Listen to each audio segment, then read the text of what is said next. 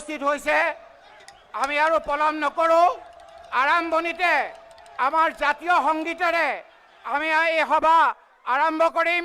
জাতীয় সংগীতৰ পিছতেই বন্দে মাতৰম গীত আৰম্ভ হ'ব।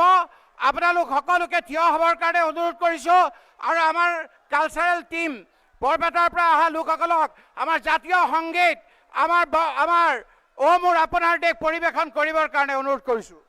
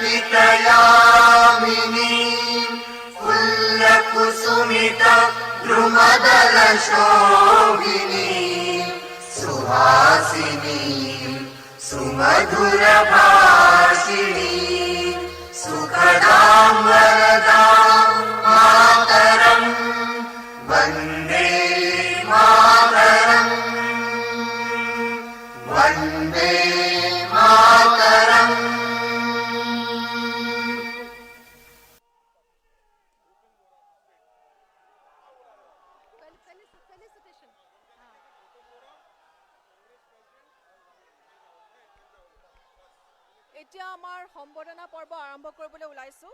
প্ৰথমে আমি সম্বোধনা জনাম নিখিল ভাৰত কংগ্ৰেছ কমিটিৰ সভাপতি মল্লিকাৰ্জুন খাৰ্গে ডাঙৰীয়াক সম্বোধনা জনাব। নগাঁও জিলা কংগ্ৰেছৰ সভাপতি Prashanta Saikia, deputy CLP leader Rakibul Hussain ডাঙৰীয়া, সাংসদ গৌৰৱ গগৈ, সাংসদ প্ৰদ্যুৎ বৰদলৈ ডাঙৰীয়া, সাংসদ আব্দুল খালেক ডাঙৰীয়া, সকলোকে মই অনুৰোধ জনাইছোঁ আপোনালোকে আগবাঢ়ি আহক সম্বৰ্ধনা জ্ঞাপন কৰিবলৈ। CLP লিডাৰ দেৱব্ৰত শইকীয়া ডাঙৰীয়া, আপোনালোকক অনুৰোধ জনাইছোঁ। এয়া সম্বৰ্ধনা জ্ঞাপন কৰিছে নিখিল ভাৰত কংগ্ৰেছ কমিটি মল্লিকাৰ্জুন খাৰ্গে ডাঙৰীয়াক। অসম প্ৰদেশ কংগ্ৰেছ কমিটিৰ সভাপতি ভূপেন বৰা ডাঙৰীয়াও উপস্থিত আছে।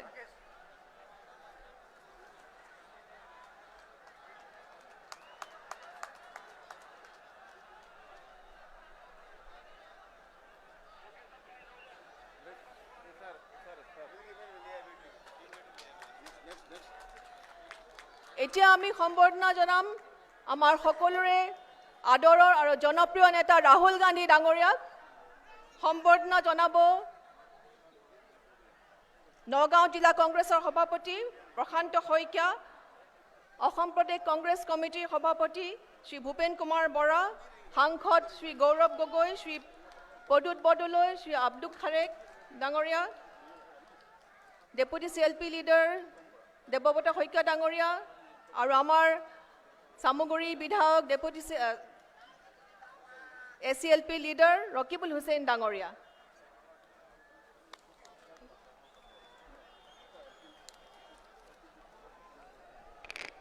নিখিল ভাৰত কংগ্ৰেছৰ সভাপতি মাল্লিকাৰ্জুন খাৰ্গে ডাঙৰীয়া, আমাৰ সকলোৰে প্ৰিয় নেতা ৰাহুল গান্ধী ডাঙৰীয়া, মঞ্চত উপবিষ্ট বিশিষ্ট নেতাসকল আৰু শ্ৰদ্ধাৰ ৰাইজ,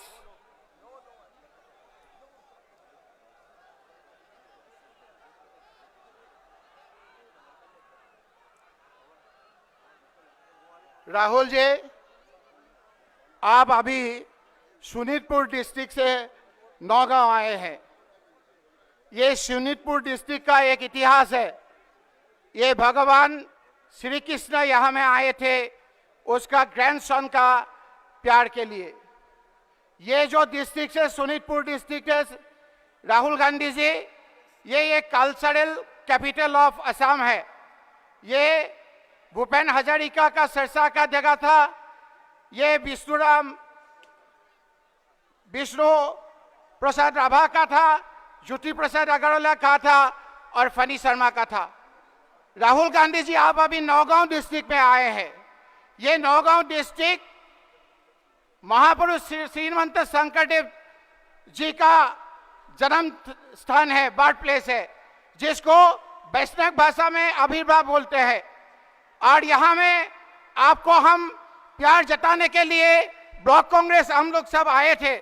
लेकिन राहुल जी, यहाँ में एक टी गार्डन का माँ आया है और बोला है जो कांग्रेस के जमाने में 200 रुपया हम लोग का बिजली का बिल आया था, हमारे ऊपर बहुत अन्याय हुआ था। अभी हम लोग 2000 देना पड़ा। और ये है रेणु प्रभा ताती।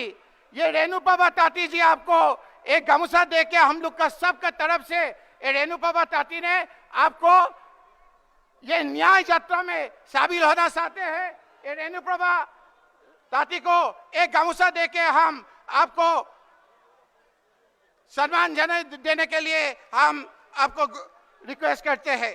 और एक लड़का आया है सुकेश बर्मन। वो सुकेश बर्मन आपको आया है इसीलिए जो आपका सुकेश बर्मन आए हैं सर। ये सुकेश बर्मन ने बोला है जो हम लोग का स्कूल बंद कर दिया, 8,000 स्कूल बंद कर दिया, हम लोग का ऊपर अन्याय हुआ है। और 8,000 मद का दुकान, दारू का दुकान खुल रहा है हिमंत बिश्व शर्मा ने। ये सुकेश बर्मन को भी हम गुजारिश करेंगे कि वो एक कुशास बंकी का लड़का है, वो भी आपको ये गामूसा देके आपका सम्मान करेंगे। अभी हम भूपेन बोरा जी को हम बोलेंगे बोलने के लिए। उसका आगे भूपेन बोरा जी एक मैसेज देने के लिए आपको भी खड़गे जी को और हमारा नेता राहुल जी को थोड़ा मंच पे आने के लिए और ये संदेश, ये न्याय यात्रा का संदेश सर असम में फैलाने के लिए हम आपको रिक्वेस्ट करते हैं। Please sir.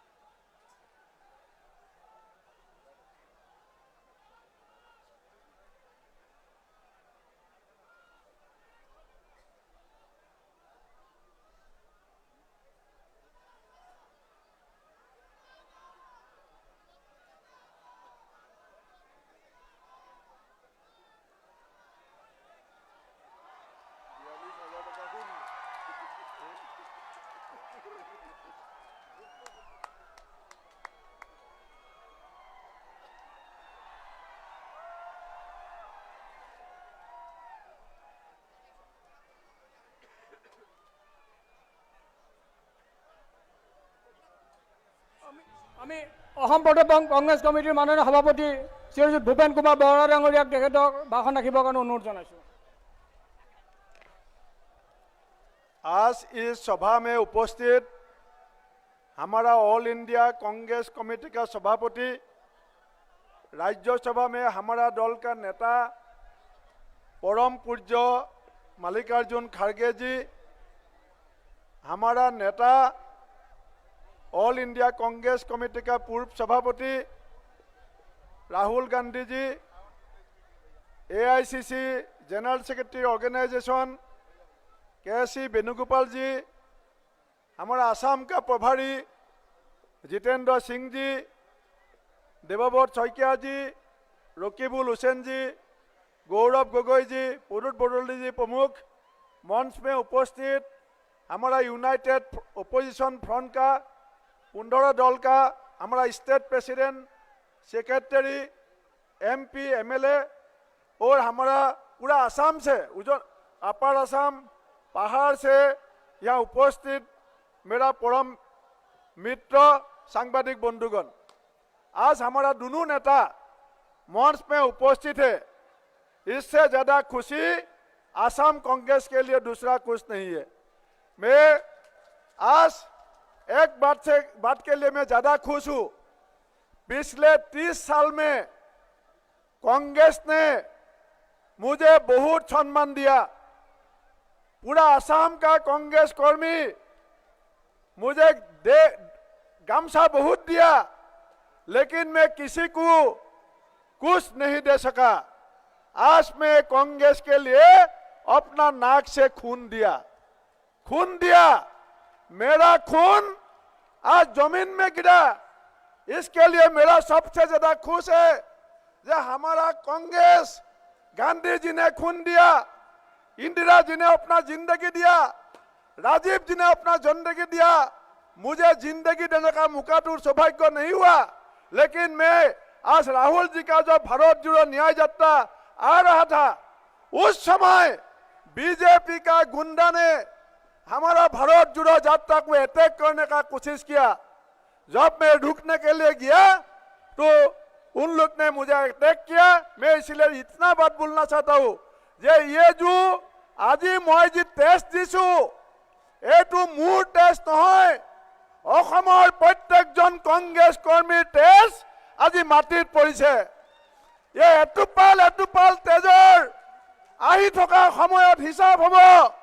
মোৰ কাপোৰত লাগি থকা তেজ, মোৰ ৰুমালত লাগি থকা তেজ, যিদিনাখনলৈকে দিছপুৰৰ পৰা বিজেপিক উৎখাত কৰিব নোৱাৰো, অসমৰ মাটিৰ পৰা সাম্প্ৰদায়িক ৰাজনীতিৰ বিষবাষ্প উৎখাত কৰিব নোৱাৰো, সেইদিনলৈকে মই ক্ষান্ত নহওঁ। আমাৰ নেতা ৰাহুল গান্ধী আৰু খাৰগে ডাঙৰীয়াই আজি অসমৰ ভূমিত আহি পেলাই যি অপমান, অসমৰ যি অতিথি পৰায়ণতা, অসমৰ যি সাংস্কৃতিক পৰায়ণতা, এজন অতি অসভ্য মুখ্যমন্ত্ৰী, আজি এজন বিশ্ববিদ্যালয়ৰ প্ৰফেচাৰ অখিল ৰঞ্জন দত্তক আজি তেওঁ যি অপমান কৰিছে, এষাৰ কথা আছে, আপোনাৰ ব্যৱহাৰ আপোনাৰ পৰিচয়, আপোনাৰ ব্যৱহাৰ আপোনাৰ পৰিচয়।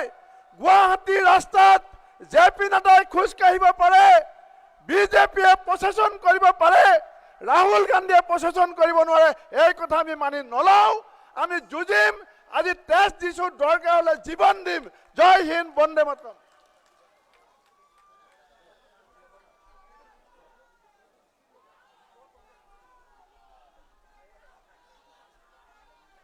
Now I would like to request Honorable Congress President Shri Mallikarjun Kharge ji to deliver his speech. Hello. Check.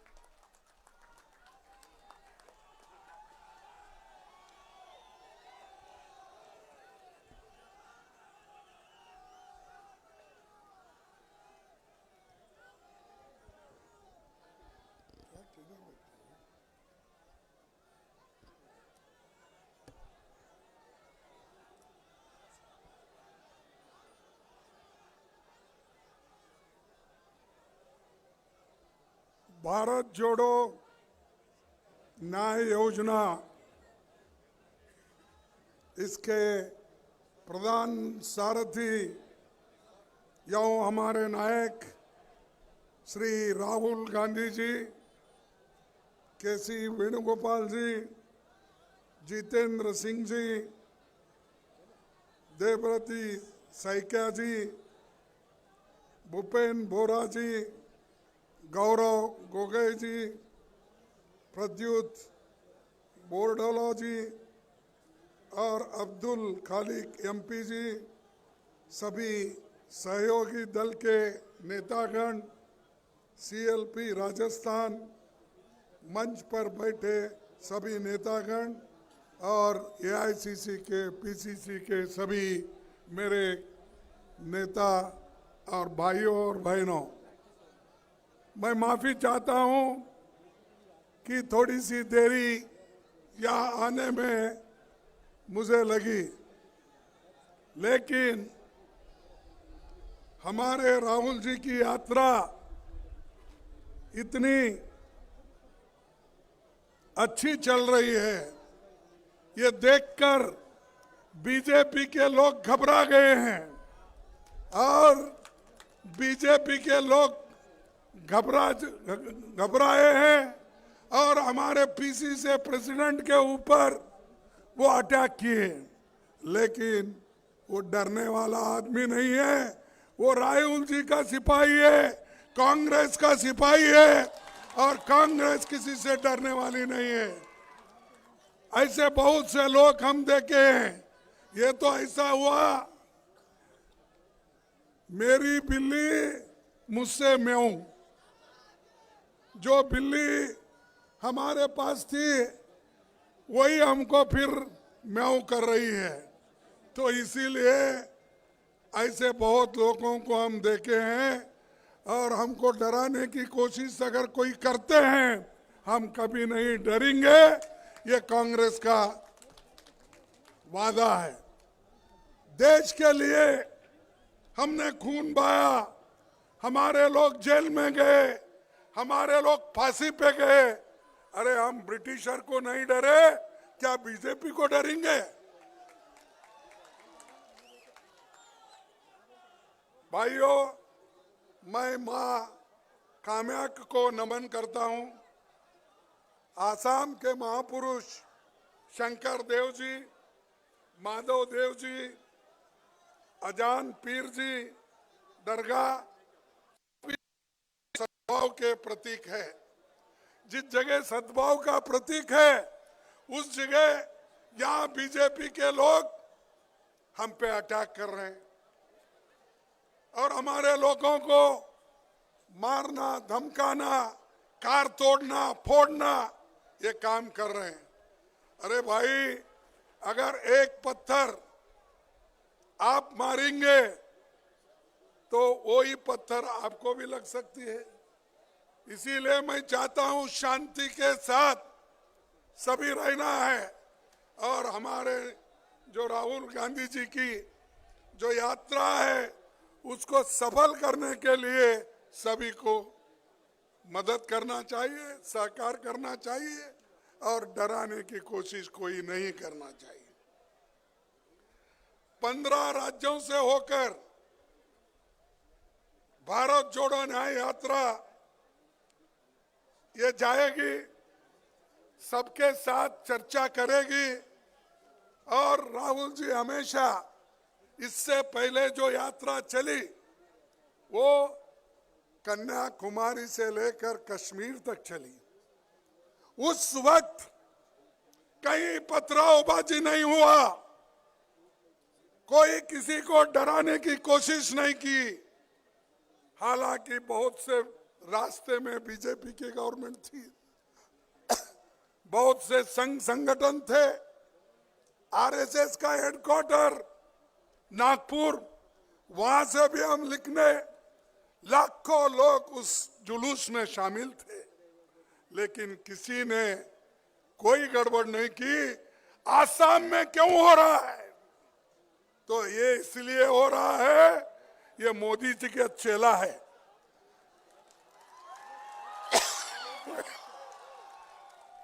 ये शाह कैसा बोलते हैं वैसा सुनता है और ये आदमी इतना ही नहीं, हमारे देश के दलितों को डराता है, हमारे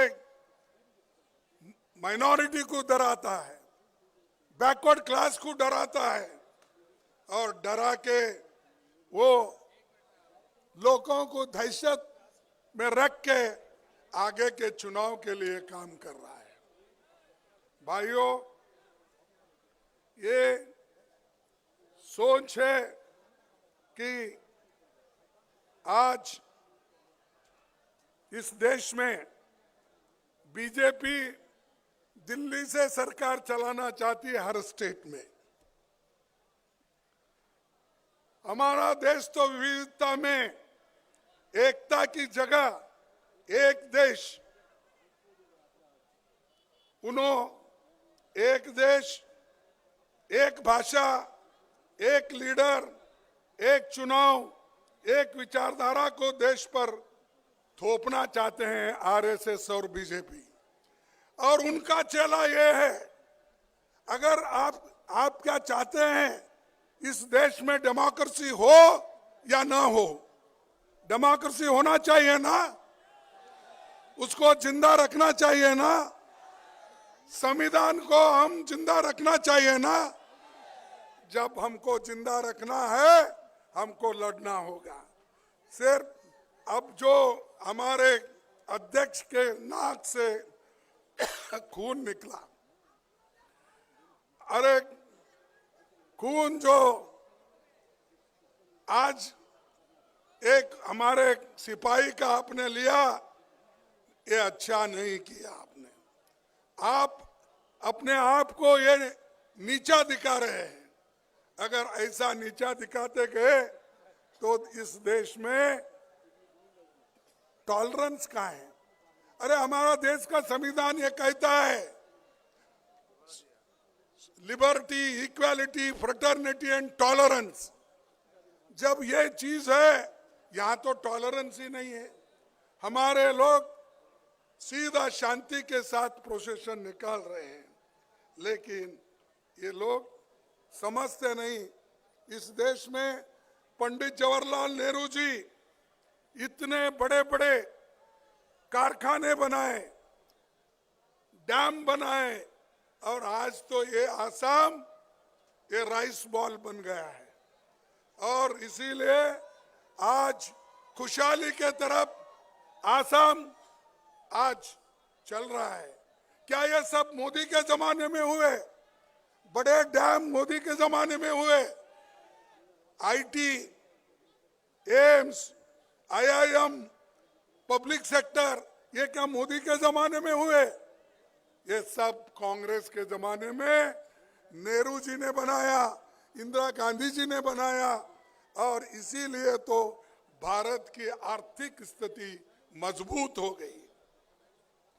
नेहरू जी कहते थे, आजादी के बाद हमने जो तीर्थ यात्रा शुरू की थी, उसका मकसद था कि स्वतंत्र भारत में जो बच्चा पैदा हो वो हमेशा स्वतंत्र रहे और अपना सिर ऊंचा रखकर प्रगति और समृद्धि की दिशा में बढ़ने का पूरा मौका पाए। ये विचार जवाहरलाल नेहरू जी का, उसीलिए वो कहते थे आजादी के बाद हमने तीर्थ यात्रा निकाली, इसीलिए निकाली पब्लिक सेक्टर्स बनाने के लिए, डैम बनाने के लिए, एग्रीकल्चर प्रोडक्शन के लिए। ये काम हमने किया। इनकी तीर्थ यात्रा क्या हो रही है? मोदी जी सब छोड़ के, अरे आपको हुकूमत करने के लिए दिल्ली में बिठाए हैं, गरीबों का जो दुख दर्द समझने के लिए आपको वहां बिठाए, लेकिन आप तो मंदिर मंदिर फिर रहे। अरे आप मंदिर मंदिर फिरना, अपने घर में पूजा करो ना। घर में पूजा नहीं कर सकते क्या? रोज ऐसा ही फिरते रहते हो? कभी तमिलनाडु, हाँ मैं समझ गया, मेरे को कोई आज सुबह बोल रहे थे वो दक्षिण में बहुत दौरा कर रहे हैं, इसीलिए दौरा कर रहे हैं कि उधर थोड़ा धूप है, ठीक है, इधर बहुत ठंडी है। तो ठंडी में वो जाना नहीं चाहते, उसीलिए उधर दक्षिण में फिरते फिरते फिरते कल वो यहाँ रात में आएंगे, वो राम की दर्शन लेकर राम मंदिर में घुसेंगे। तो मुझे रामदेव मिले थे, कौन हमारे एयरपोर्ट पे अपने योगी बाबा रामदेव, हाँ बाबा रामदेव मिले थे। मैं पूछा रामदेव जी आप तो खुश होंगे, बोला क्यों? बोले नहीं, आपने तो योगा के क्लास लेकर उनको सब ट्रेनिंग देकर हर एक कैंप में 50,000, 20,000, 25,000, 1,00,000 तक लोगों को जमा करके मोदी का गुणगान गाए। लेकिन आप बाहर हैं, मोदी अंदर है। मोदी राम मंदिर में है, रामदेव बाहर है। जो लोग इनको बिठाए कुर्सी पे वो सब बाहर है। कैबिनेट मिनिस्टर्स बाहर है, बड़े लोग बाहर है, सारे लोग अंदर। कौन है? सिर्फ वो अकेले हैं। तो ये जो है मोदी ये चाहते हैं कि वो अकेली ही हुकूमत भी करे, वो अकेली ही पूजा करे, वो अकेले ही भगवान को मनवा ले। और आगे ये निशानी कह की है तो मैं ये करूंगा, कहूंगा ये तो हिटलर की निशानी है। अगर आप अकेले ही सब कुछ करते हो फिर दूसरों से क्यों वोट मांगते हो, दूसरों को क्यों डराते हो? तो भाइयों, ये मोदी जी जो कर रहे हैं और उनके चेले जो कर रहे हैं, ये देश के लिए ठीक नहीं है, हमारे डेमोक्रेसी के लिए ठीक नहीं है और संविधान के लिए ठीक नहीं। नेहरू जी आसाम नॉर्थ ईस्ट को विकास करने के लिए उन्होंने यहाँ पर राज्य का स्टेटस दिया, चाहे वो नागालैंड हो। उसके बाद में इंदिरा गांधी, राजीव गांधी जी ने छोटे छोटे रोज राज्य बनाए, वो सब कांग्रेस के जमाने में बने। क्या मोदी जी और हेमंत के जमाने में बने? हाँ नहीं। तो ये सब बना के हम दिए और वो बोलते हैं कि बीजेपी बहुत काम करी। अरे भैया, हम जुम्मा आप 3 साल हो गए क्या? 3-4 साल हो गए और हमारे पास से निकल के वहां सीधा गए और चीफ मिनिस्टर बनते ही कांग्रेस को गालियां देने शुरू कर। अरे जहां पैदा हो गए हो, जिस माँ की दूध पिए है कांग्रेस की, उस माँ को आप ठुकरा देते हो, गालियां देते हो। हम डरने वाले नहीं हैं। तो इसलिए उनको ये कहना चाहिए, ज्यादा अगर बात करे तो लोग उनको जहां भेजना है वहीं भेजेंगे, वो फिर रास्ते पे आएंगे। आज क्या हुआ कि हेमंत जी के ऊपर इतने केस है। सब परसों तो उनके भ्रष्टाचार के बारे में राहुल गांधी जी बताए और मैं भी बताऊंगा, क्योंकि मेरे पास लंबी लिस्ट है। अगर ये बताते जाऊंगा तो भाषण इसी में चले जाएंगे। तो इसीलिए इतने चार्जेस उनके ऊपर, बहुत से केसेस उनके ऊपर, ये रहते हुए भी उन्होंने, मोदी जी ने, शाह ने अपने तरफ लिया और जितने एलिगेशन उनके ऊपर थे वो सब बंद हो गए। अरे जो आदमी करप्ट था आप बोलते थे, उसके खिलाफ भाषण करते थे, लेकिन उसी को आप जब गोद में उठा लिए वो क्लीन हो गया। वॉशिंग मशीन में डाले, जिसको कलंक था वो कलंकित था, उस कलंकित आदमी को वॉशिंग मशीन में डालने के बाद उसको क्लीन हो गया, उनके पास जाके अच्छा हो गया।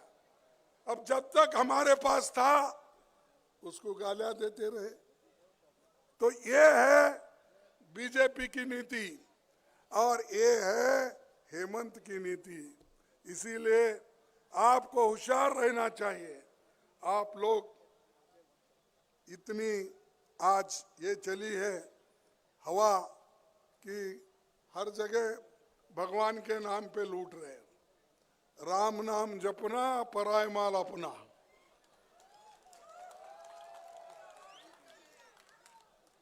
यह है क्या देश में कोई आज तक राम भक्त नहीं थे? क्या कोई देवल नहीं बंधे?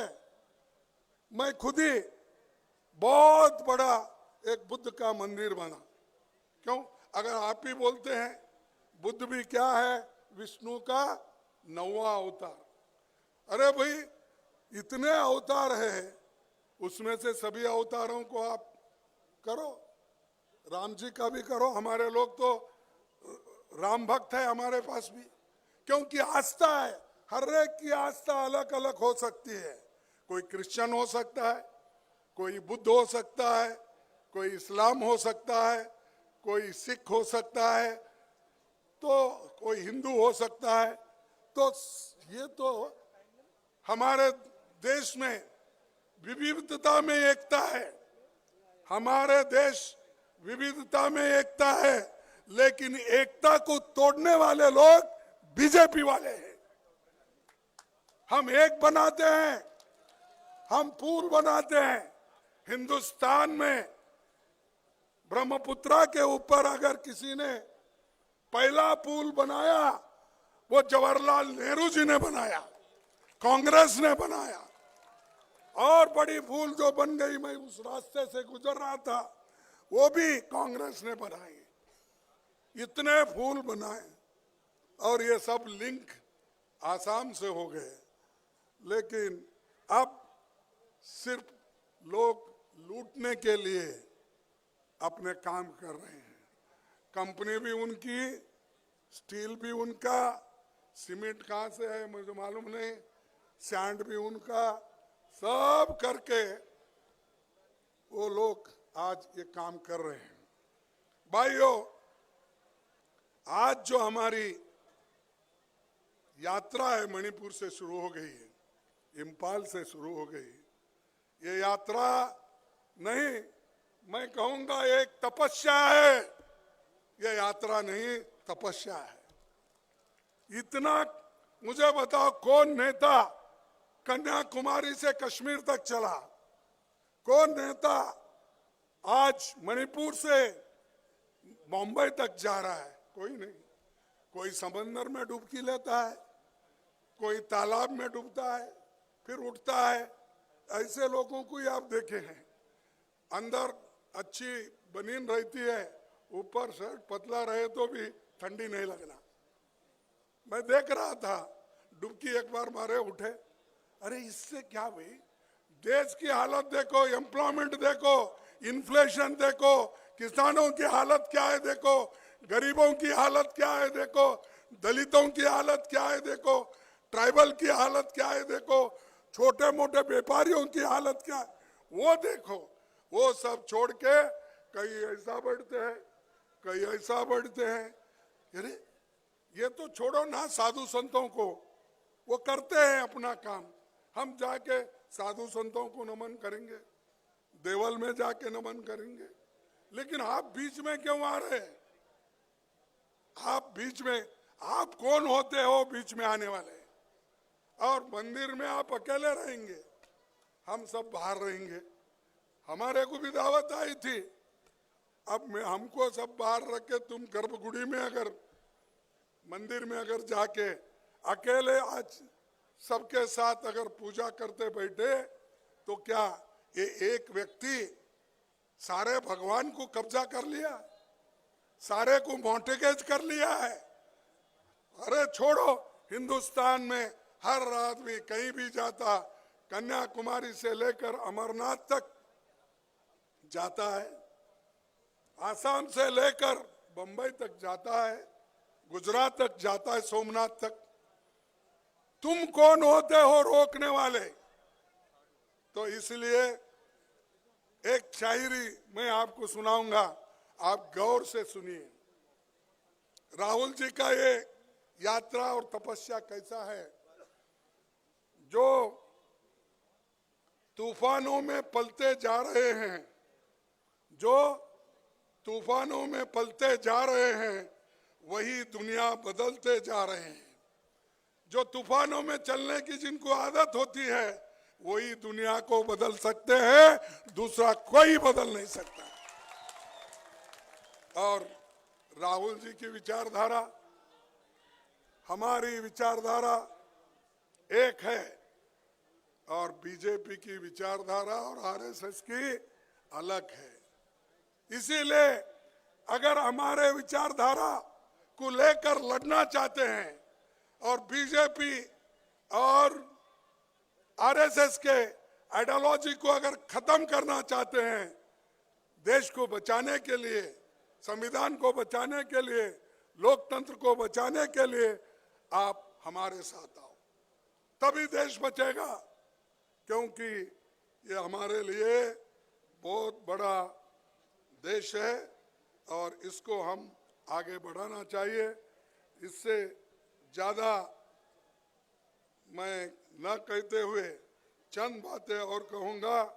एक, जो देश में हजारों करोड़ों जो रुपए लूट के विदेश जा रहे हैं, बाहर जा रहे हैं, वो लोग फिर भी उनको पकड़ा नहीं जाता, और यहाँ छोटे मोटे लोगों को पकड़ते हैं और डराते हैं। इसीलिए मैं आपसे यही कहूँगा, किसी एक घटना से डरने की जरूरत नहीं। हम आपके साथ हैं, राहुल जी आपके साथ हैं, सोनिया जी आपके साथ हैं, और सभी इस मंच पे बैठे हुए लोग आपके साथ हैं। इसीलिए राहुल जी ने एक स्लोगन दिया था। क्या दिया था? अरे क्या भाई, वो भी डरो मत। ये डरो मत की जो उन्होंने घोषणा की थी, वही मैं आज रिपीट कर रहा हूं। आसाम के मेरे भाई और बहनों, बंधुओं, डरो मत। हम सब एक होकर लड़ेंगे, इस बीजेपी के सरकार को उखाड़ कर फेंक देंगे। तो इतना कहते हुए मैं आखिरी एक बात आपसे कहूंगा। दलितों के लिए हेमंत जी ने क्या कहा था? हेमंत जी ने कहा था, मेरे को संस्कृत उतनी अच्छी नहीं आती, चुप थोड़ा सा पढ़ लेता हूं, लेकिन हेमंत विश्वास शर्मा एक ट्वीट किए थे। क्या ट्वीट किए थे? कि भाई ये इंग्लिश में मैं पढ़ता हूं, संस्कृत का उतना अच्छा उच्चार नहीं आएगा, इसीलिए उन्होंने कहा था, agriculture, dairy farming and commerce are the natural works for those with the qualities of Vaishyas.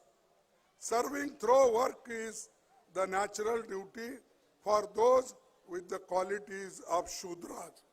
यानी दलित समाज, शूद्र समाज हमेशा हेमंत की सेवा करना, क्योंकि वो ब्राह्मण में आते हैं, और वैश्य की सेवा करना और क्षत्रिय की सेवा करना, ये दलितों का काम है। उन्होंने ही कहा, ये मेरे पास उनका कोट है कि यही था, कृषि गौरक्ष वाणिज्यम वैश्य कर्म स्वभावजम परिचर्मातक कर्म शूद्र स्थापी स्वभावजम। यानी ये उन्होंने संस्कृत में करके लोगों को बेवकूफ बनाया। अरे हम सुपीरियर है, हेमंत मैं सुपीरियर हूं बोल रहा है, और दलित का काम उनके पास काम करने का, उनके नीचे काम करने का। क्या दलित ये चाहते हैं? अगर आप गुलामी चाहते हो तो बीजेपी को वोट दो। अगर आप स्वतंत्रता से रहना चाहते हो, अंबेडकर के संविधान को बचाना चाहते हो, नेहरू जी के डेमोक्रेसी को बचाना चाहते हो, तुम कांग्रेस का साथ दो। कैसा भी वक्त आने दो। और ये दलित के खिलाफ सीएम जो है, पहला काम तुम्हारा होता है इसको गद्दी से हटाना। ये काम आप करके दिखाइए। नमस्कार, सबको धन्यवाद देता हूं। नमस्ते।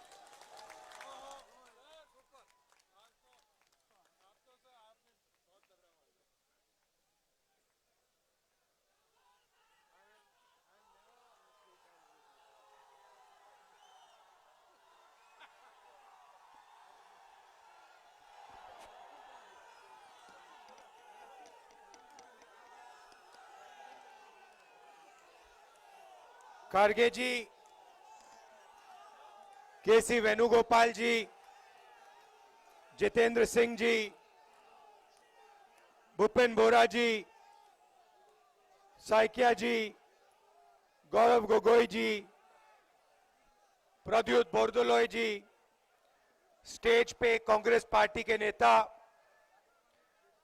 भाई और बहनों, प्रेस के हमारे मित्रों, आप सबका यहां बहुत बहुत स्वागत, नमस्कार।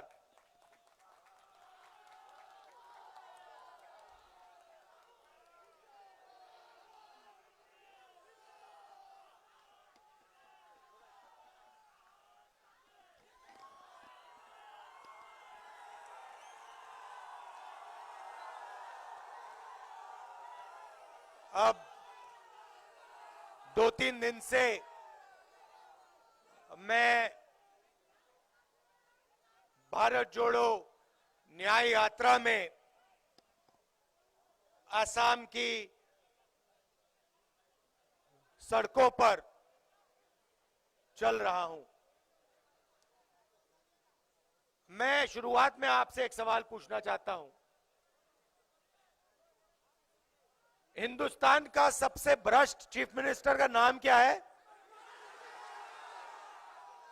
जरा फिर से बोलना। ये बड़ा टैग है, जहां भी जाके पूछो। ये आप मत सोचो कि ये सवाल मैंने सिर्फ आपसे पूछा है। मैं ये सवाल कोने कोने में पूछ रहा हूं। हिंदुस्तान का सबसे भ्रष्ट चीफ मिनिस्टर कौन है? और जो ये देखो, छोटे बच्चे, बुजुर्ग लोग, माताएं बहनें, युवा, बेरोजगार युवा, किसी से भी पूछो हिंदुस्तान का सबसे भ्रष्ट चीफ मिनिस्टर कौन है, ये आता है जवाब। अब यहां से 2-3 किलोमीटर पहले 20-25 बीजेपी के कार्यकर्ता नेता झंडा लिए हमारी बस के सामने आ गए। मैं बस से निकला, वो भाग गए।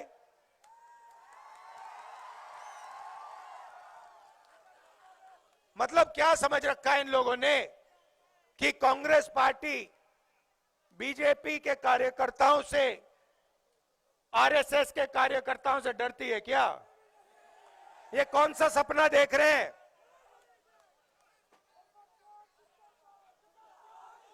जितने हमारे पोस्टर फाड़ने हैं, फाड़ लो। जितने हमारे प्लेकार्ड्स फाड़ने हैं, फाड़ दो, कोई फर्क नहीं पड़ता हमें। हमारी विचारधारा की लड़ाई है। हम किसी से नहीं डरते हैं, ना नरेंद्र मोदी से डरते हैं, ना यहां के चीफ मिनिस्टर से डरते हैं।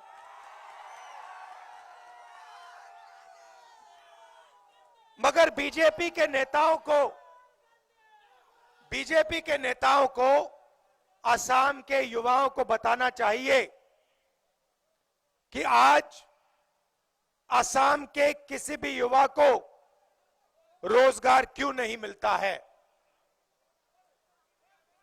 यहां के युवा स्कूल जाते हैं, प्राइवेट स्कूल में जाते हैं, जेब से पैसा देते हैं, उसके बाद कॉलेज जाते हैं, यूनिवर्सिटी जाते हैं, पढ़ाई करते हैं, कॉम्पिटिटिव एग्जाम लेते हैं और लाखों रुपए खर्च करने के बाद पता लगता है कि असम में युवाओं को रोजगार नहीं मिल सकता। कुछ भी कर लो, यहां पे आपको जॉब नहीं मिल सकता।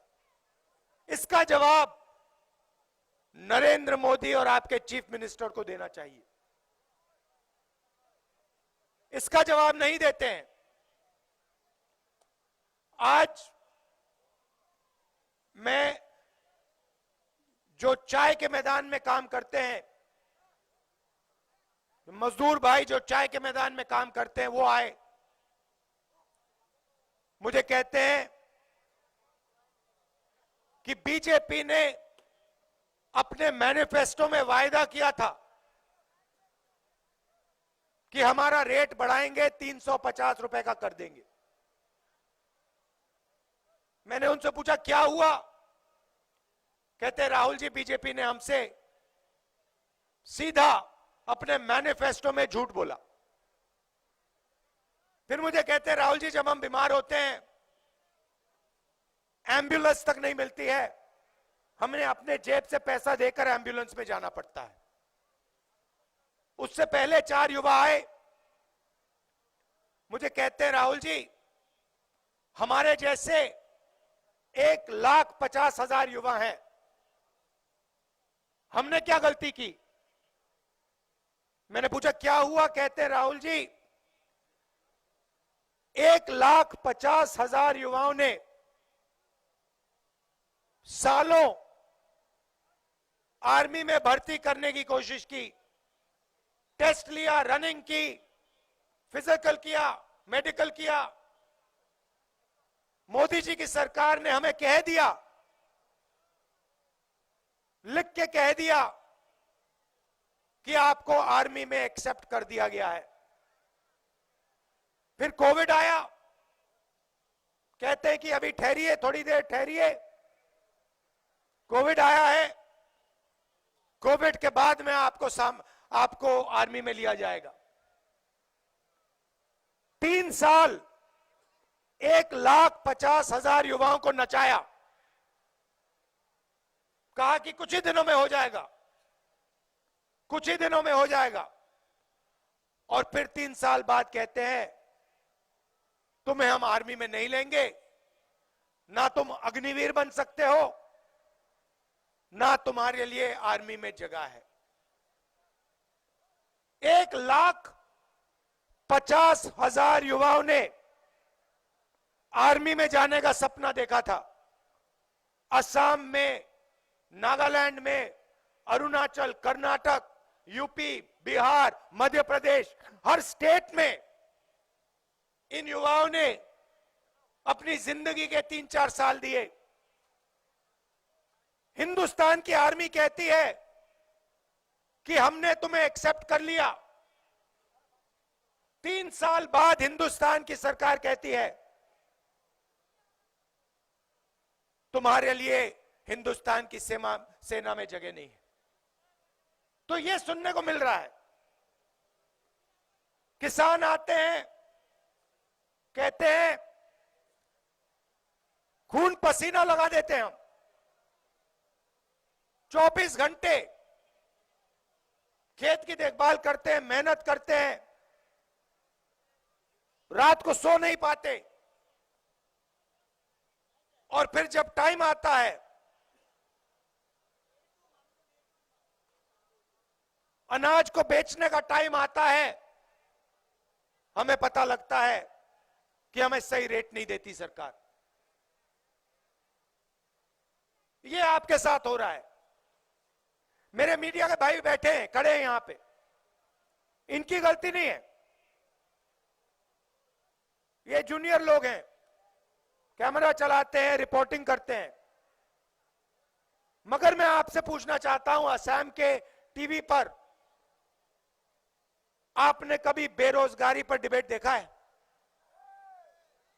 कभी महंगाई पर डिबेट देखा है? कभी किसानों के बारे में डिबेट देखा है? कभी अग्निवीरों के बारे में डिबेट देखा है? नहीं।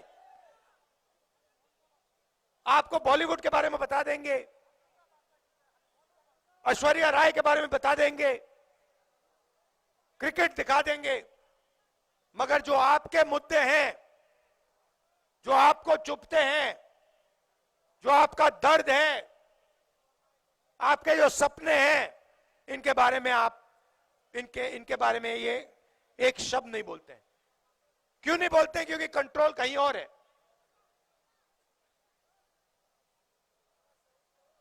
पूरे के पूरे मीडिया को कंट्रोल कर रखा है बीजेपी के नेताओं ने, और जो वो चाहते हैं मीडिया पे आता है। इसीलिए हमने निर्णय लिया कि और कोई रास्ता नहीं है, हमें कन्याकुमारी से कश्मीर तक चलना होगा, और इसलिए हम 4000 किलोमीटर कन्याकुमारी से कश्मीर चले, 4000 किलोमीटर। और उस यात्रा में मैं आपको बताऊं, सुबह उठते थे, रोज 25-30 किलोमीटर चलते थे, रात को हैरान हो जाते थे कि भाई थकान ही नहीं हो रही। जैसे आज सुबह हम निकले, 8 घंटे हम आपकी सड़कों पे चल रहे हैं, लोगों से मिल रहे हैं, गले लग रहे हैं, बीजेपी के लोग धमका रहे हैं, हमारे लोगों को मार रहे हैं, पीसीसी प्रेसिडेंट को मारा, मगर कोई थकान नहीं हो रही, कोई थकान नहीं हो रही, कोई फर्क नहीं पड़ रहा। और मैं अपने आप से पूछा भी क्यों हो रहा है? ये इसलिए हो रहा है कि असम की जनता का प्यार, असम की जनता की शक्ति हमारे साथ है, ये इसलिए हो रहा है। और इसलिए मैं आपका धन्यवाद करना चाहता हूं। हम यहां भारत जोड़ो न्याय यात्रा में आपकी बात सुनने आए हैं। लव यू ब्रदर, आपके हम बात सुनने आए हैं, किसानों की बात, मजदूरों की बात, बेरोजगार युवाओं की बात, जिनको सेना से हटाया गया उनकी बात, और अंत में 15-20 मिनट हम अपनी बात रखते हैं। और असम की जनता ने, मैं आपको बता रहा हूं, पिछले 2-3 दिन में दिल खोलकर हमें, दिल खोलकर प्यार दिया है। ये 10-15 लोग हैं बीजेपी वाले, झंडे लिए घूमते हैं, नारे लगाते हैं, मगर असम का जो आम आदमी है, जो युवा है, माताएं बहनें हैं, किसान हैं, मजदूर हैं, इन सब ने दिल खोल के हमें प्यार दिया है, पूरी की पूरी शक्ति हमारी यात्रा में दी है। इसके लिए मैं आपको दिल से धन्यवाद करता हूं, और ये कभी जिंदगी भर मैं नहीं भूलने वाला। और देखिए, बहुत बड़े नेता आए हैं, बड़े बड़े नेता आए हैं, बड़े बड़े नेता चले गए हैं,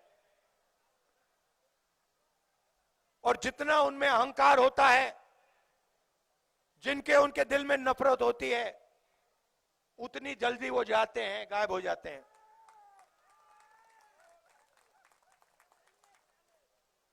यहां पे सरकार सोचती है कि असम की जनता को डराकर, धमकाकर दबाया जा सकता है। असम की जनता को कोई नहीं दबा सकता, कोई पैदा नहीं हुआ है जो असम की जनता को दबा सकता। ये नफरत फैलाते हैं, एक धर्म को दूसरे धर्म से लड़ाते हैं, एक जात को दूसरी जात से लड़ाते हैं, एक भाषा को दूसरी भाषा से लड़ाते हैं। इससे किसी का फायदा नहीं होता है। कांग्रेस पार्टी लोगों को जोड़ने का काम करती है। जैसे मैंने पिछली यात्रा में कहा और यहां दोहराऊंगा, नफरत के बाजार में हम मोहब्बत की दुकान खोलते हैं, ये हमारा काम है। ये आप सड़कें देख लो, इंफ्रास्ट्रक्चर देख लो, एयरपोर्ट देख लो, रेलवे लाइन देख लो, कंप्यूटर क्रांति देख लो, सफेद क्रांति, हरी क्रांति देख लो, ये सब हम लाए हैं, कांग्रेस पार्टी लाई है। बीजेपी सिर्फ नफरत फैलाती है, उल्टी सीधी बातें करते हैं। ये फर्क है हम में और उनमें। और देखिए, हमारे प्रेसिडेंट ने कहा, प्रधानमंत्री ने अपने कैबिनेट को कल के फंक्शन में नहीं बुलाया। अपने कैबिनेट को नहीं बुलाया, देश के राष्ट्रपति को नहीं बुलाया। तो ये चल रहा है, एक व्यक्ति के लिए पूरा देश चलाया जा रहा है। उनके 2-3 अरबपति मित्र हैं, अदानी जी हैं, एयरपोर्ट, पोर्ट्स, इंफ्रास्ट्रक्चर, किसानों का अनाज,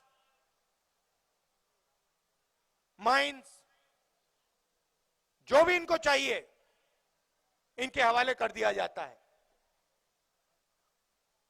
तो बीजेपी क्या करती है? असम की जनता को लड़ाती है, मणिपुर की जनता को लड़ाती है, और फिर जो उनका है, जो उनका धन है, उसको छीन के ले जाती है, अपने 2-3 बड़े मित्रों को दे देती है। मणिपुर को देखिए, आग लगा दी वहां पे, 6 महीने हिंसा चल रही है, गोली चल रही है, लोग मर रहे हैं, घर जलाए जा रहे हैं, और देश का प्रधानमंत्री आज तक मणिपुर नहीं गया। कांग्रेस का प्रधानमंत्री 3 दिन के अंदर आपको वो मणिपुर में दिखता और चौथे दिन वहां की आग बुझ जाती। ये नहीं है भाई और बहनों कि हिंदुस्तान की सरकार मणिपुर की आग को नहीं रोक सकती है। अगर प्रधानमंत्री ने सेना को ऑर्डर दिया तो 3 दिन के अंदर हमारी सेना मणिपुर में आग बंद कर देगी। अगर बीजेपी लोग नहीं चाहते कि मणिपुर में आग बंद हो, इसलिए प्रधानमंत्री वहां नहीं जाते हैं, इसलिए प्रधानमंत्री सेना को ऑर्डर नहीं देते हैं कि यह तमाशा बंद करो। भारत जोड़ो यात्रा का यही लक्ष्य है। मणिपुर में हम गए, हमने भाईचारे की बात की, लोगों को जोड़ने की बात की, उनका दर्द समझा, उनके साथ गले मिले, और वही काम हम असम में कर रहे हैं, वही काम हमने अरुणाचल में किया, वही काम हम बंगाल में करने जा रहे हैं, महाराष्ट्र तक। आपकी आवाज सुनने, आपका दर्द समझने, के साथ खड़े होकर जो आपके मुद्दे हैं उनके लिए लड़ने। आप यहां आए, रात का समय है, खड़गे जी को निकलना है, तो मैं ज्यादा लंबा नहीं बोलूंगा। मैं दिल से आपका धन्यवाद करना चाहता हूं। आपने इतना प्यार दिया, हर सड़क पे, हर कोने कोने में असम की जनता आती है, मुझसे गले लगते हैं, कोई फूल देता है, कोई चॉकलेट देता है, कोई गमछा देता है। तो इस प्यार के लिए दिल से आपको धन्यवाद करता हूं। और दिल्ली में मैं आपका सिपाही हूं।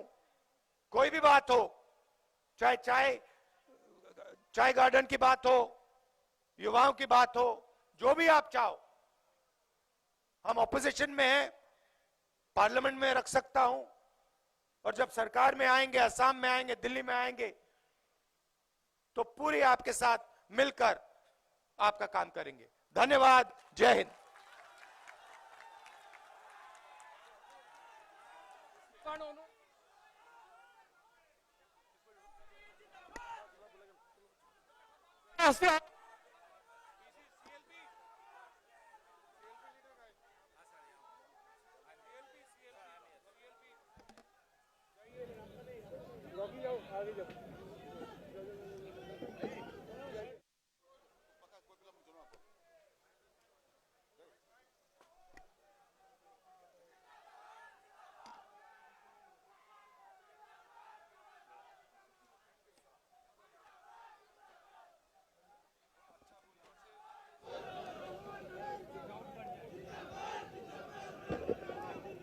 সকলোকে কোটি কোটি নমস্কাৰ।